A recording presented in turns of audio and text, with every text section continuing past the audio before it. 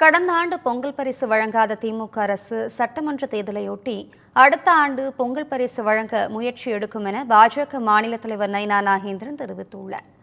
ஈரோடு மாவட்டம் பவானி கூடுதுறையில் ஆடிப்பெருக்கை முன்னிட்டு பாஜக மாநில தலைவர் நைனா நாகேந்திரன் சுவாமி தரிசனம் செய்தார். பின்னர் செய்தியாளர்களிடம் பேசிய அவர், தமிழகத்தில் அனைத்தும் இயற்கைக்கு மாறாக நடந்து வருவதாகவும், மக்களிடம் செல்வாக்கு இழந்து வருவதால் வெற்றி பெற திமுகவினர் என்ன வேண்டுமானாலும் கூறுவார்கள் எனவும் தெரிவித்தார்.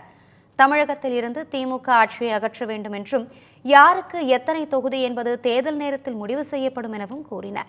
கட்சியில் மட்டுமின்றி திமுக கூட்டணியிலும் ஒற்றுமை இல்லை என்றும் அவர் விமர்சித்தார்.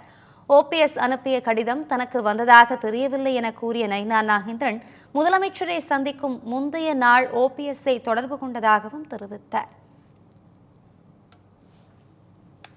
தமிழ்நாட்டை பொறுத்தவரை எல்லாமே இயற்கை முறையாக நடந்துக்கிட்டே இருக்குது. அரசாங்கம் அப்படி தான் நடக்குது.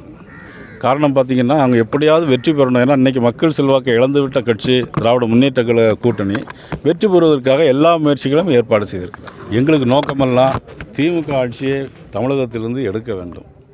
அதில் யாருக்கு எத்தனை சீட் என்பது தேர்தல் வரும்போது நாங்கள் சொல்லிக்கிறோம்.